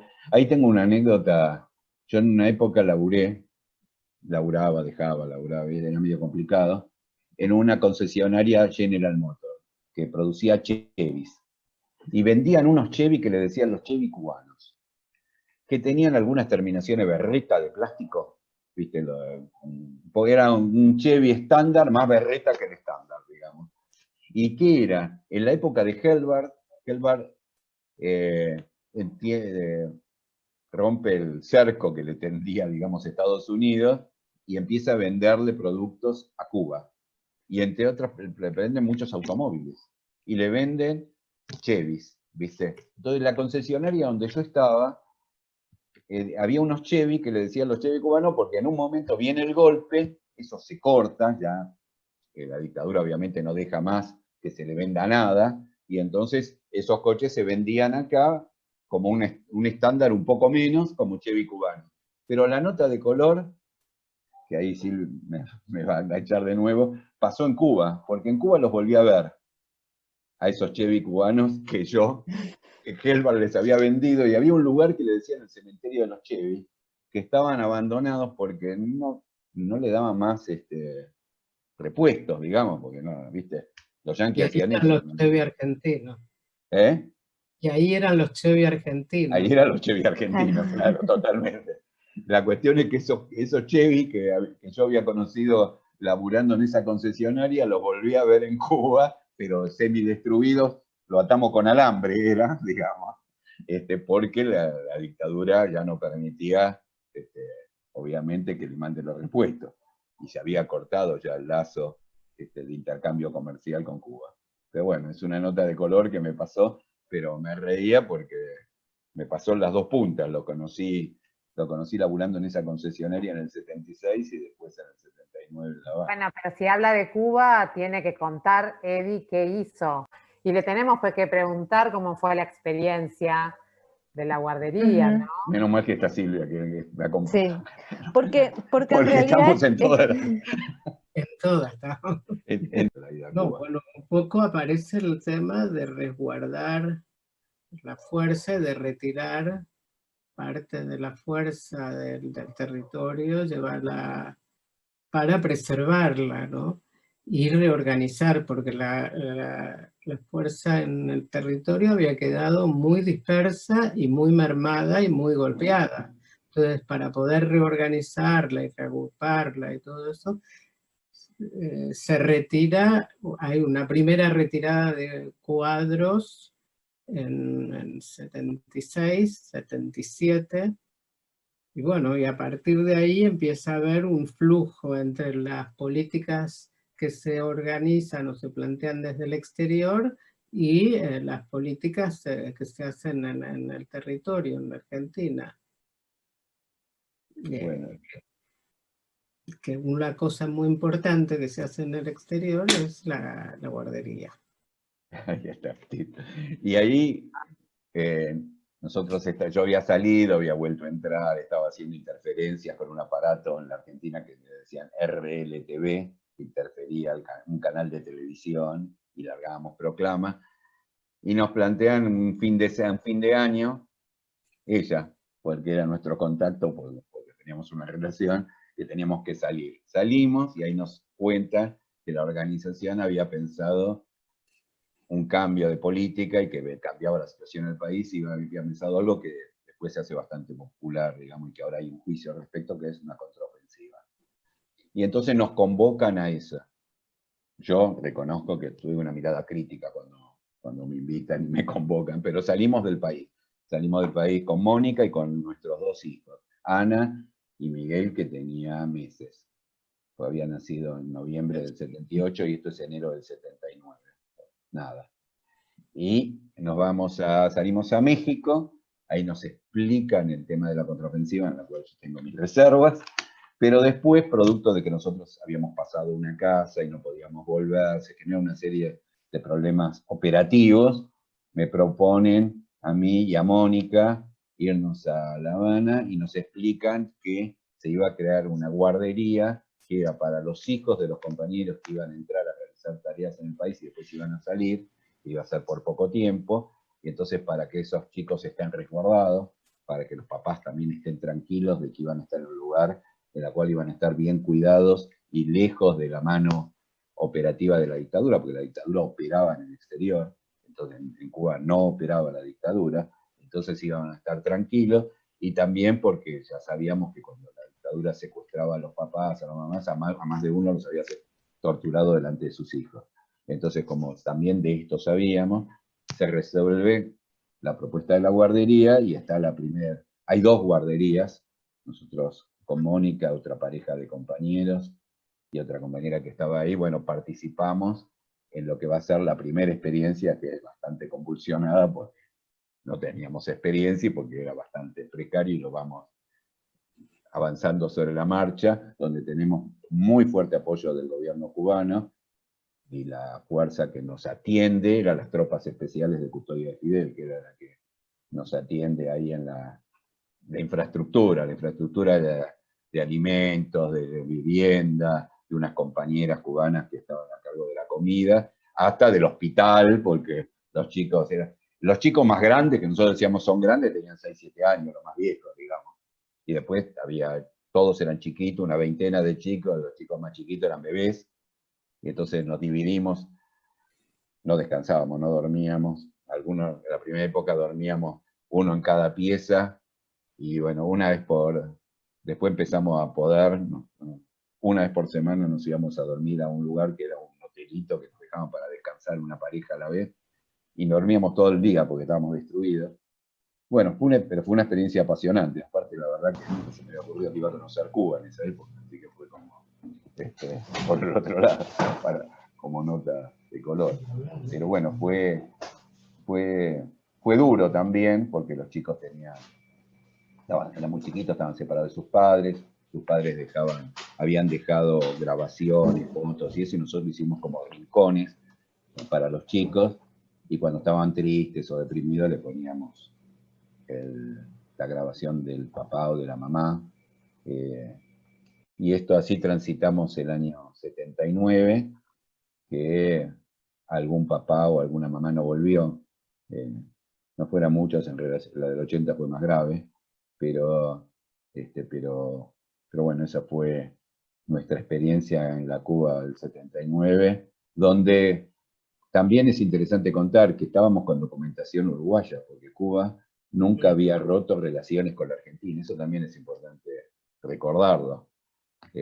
Cuba jamás rompió relaciones, como estaba muy vinculada a la Unión Soviética, y la Unión Soviética no había roto relaciones. De hecho, hay un bloqueo de trigo que le hace Estados Unidos a los soviéticos, y la dictadura la abastece de trigo, hace negocio en el medio, con lo cual Cuba nunca había roto. A mí me acuerdo que en la televisión hablaban de toda la dictadura menos la de Argentina. La Argentina no figuraba la dictadura de Uruguay, de Brasil, de Chile, pero de la dictadura argentina no se hablaba porque Cuba no rompió, y eso que tuvo 2 secuestrados, miembros de la Embajada de Cuba en la Argentina, pero Cuba no rompió relaciones con la Argentina. Entonces éramos uruguayos, ahí en la documentación, ¿no? Porque no podíamos ser refugiados argentinos, obviamente. Pero bueno, fue una experiencia y fue un gesto de solidaridad, obviamente, del pueblo cubano, muy importante, y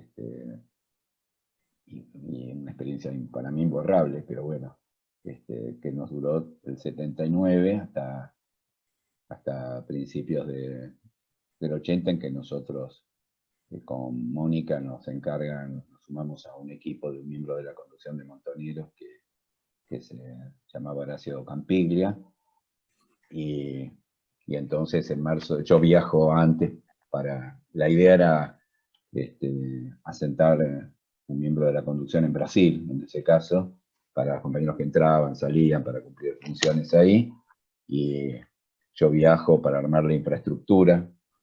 De hecho, veo a un compañero, esto también, antes en una cita ahí mismo en Brasil, que seguía haciendo actividad gremial en la Argentina, en el gremio de la UOCRA en La Plata, que cada tanto hoy lo sigo viendo, y que nos encontramos porque le llevé unos papeles ahí en Río de Janeiro.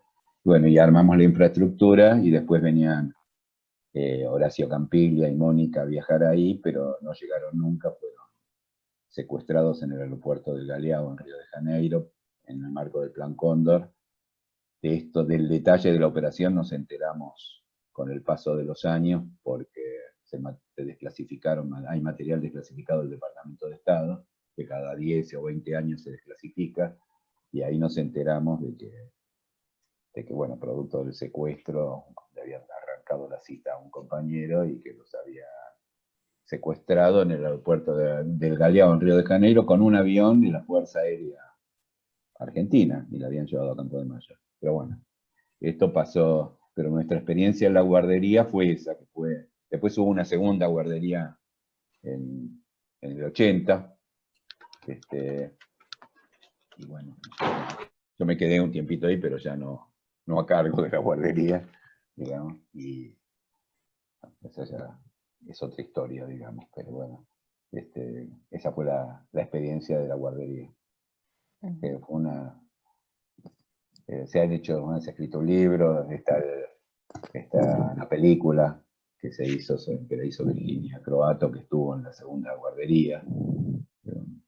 Después nos mudamos a la guardería, estaba en una casa, un chalet, así que se había acondicionado. Después se mudó a una casa como si fuera, dijéramos, acá del barrio de Belgrano, una linda casona que se adaptó para que los chicos estuvieran en un lugar mucho mejor. En la primera guardería había un baño para todos, y acá había bañitos separados para los chicos, con bidet, inodoro, lavado, todo preparado en diminuto, digamos, lo habían armado todos los cubanos.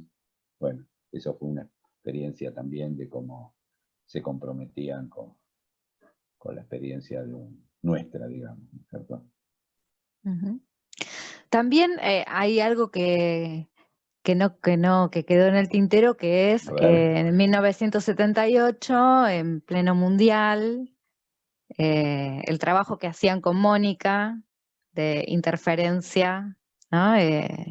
Bueno, eso fue sobre el final del 78, un poco lo que yo contaba, que ahí viajé en el 78 a México, y volvimos para hacer interferencia. Me acuerdo que entré por Chile, por Santiago, entré por ahí, y yo llevaba guardada, embutido en un aparato electrónico que nunca entendí de qué se trataba, y los tipos la agarraron el aparato, y yo me agarré un cagazo bárbaro, pero en realidad lo que querían era cobrarle un impuesto y nunca se supo, y los tipos nos miraban y decían, ¿y qué te podemos cobrar por esto en la aduana? Yo digo, y no sé, esto, yo repetía el nombre que me habían dicho que era, que no sé, y estaba metido ahí adentro, ¿viste? Entre muchos cables estaba ese también. Y bueno, y no sé, ¿qué te cobramos? Y así me pasaron un tiempito largo, se hablaban, este aparato no está codificado, bueno, pasa, no te vamos a cobrar nada, ese fue el problema que tuve. Y hacíamos interferencias donde Mónica grababa el comunicado, nosotros interferíamos el sonido de un canal de televisión y le hagábamos una proclama que decía, la cosa de siempre decía, atención, atención, transmite Radio Liberación de Montoneros, y le hagábamos la proclama. ¿Qué pasa? Que después al otro día salíamos a hacer el relevamiento, ¿viste? Para ver hasta dónde había llegado el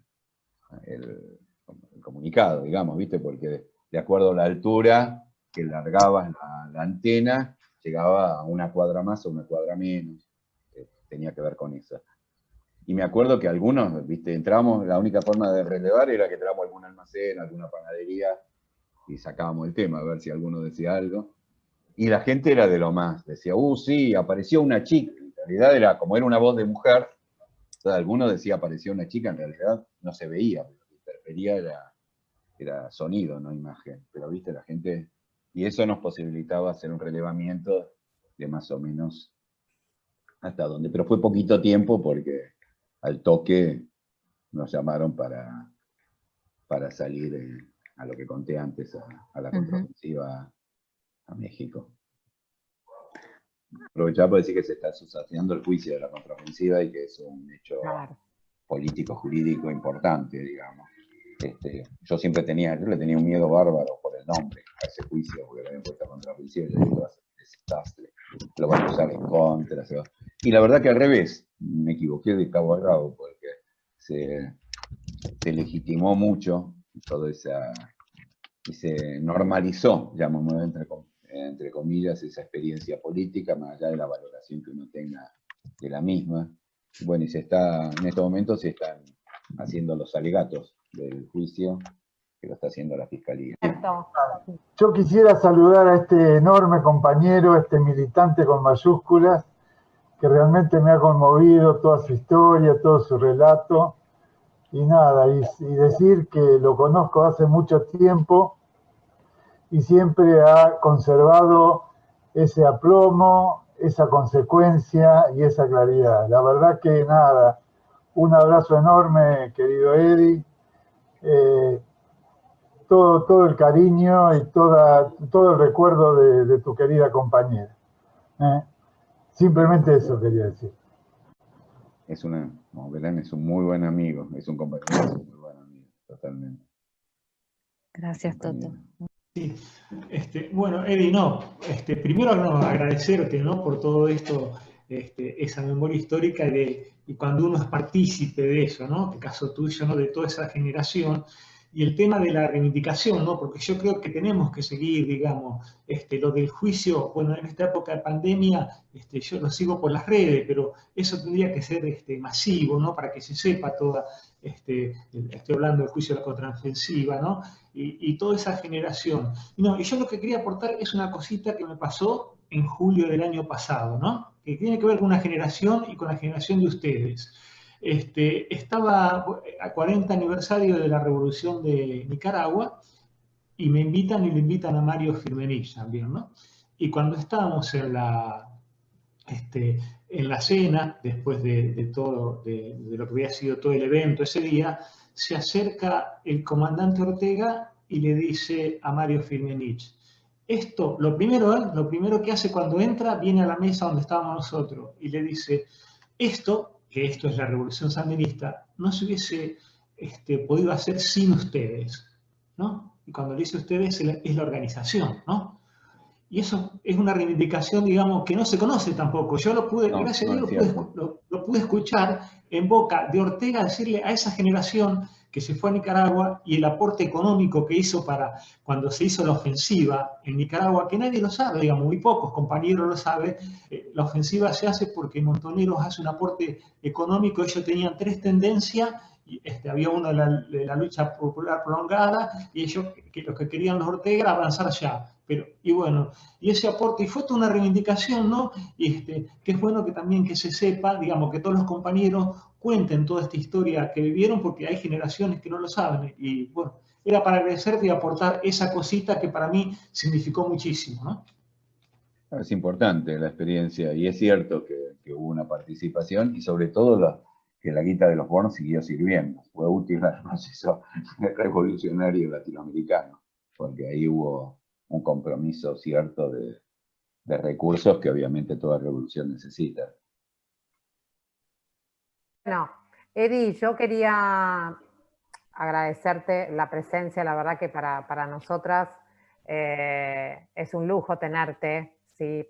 Poder escucharte, que los alumnos y las alumnas te conozcan de tu trayectoria, porque yo creo que Andrea piensa exactamente lo mismo, coincidimos en esto, que, bueno, tu trayectoria como militante nos ayuda a pensar la lucha de los derechos humanos hoy, ¿no? Y esto tiene que ver con tu tarea como funcionario, ¿sí? en la provincia de Buenos Aires como secretario de Derechos Humanos, ¿no? Yo creo que ahí, en esa tarea, se pudo hacer visible, ¿sí? Y concreta hoy la lucha de nuestros desaparecidos y nuestras desaparecidas, ¿sí?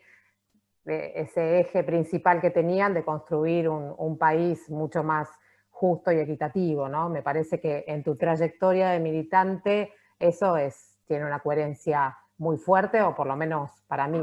Así que yo, nada, estoy muy contenta de haberte tenido en la cátedra, ¿no? A ustedes, al revés, también. A la cátedra, a la Universidad de Buenos Aires.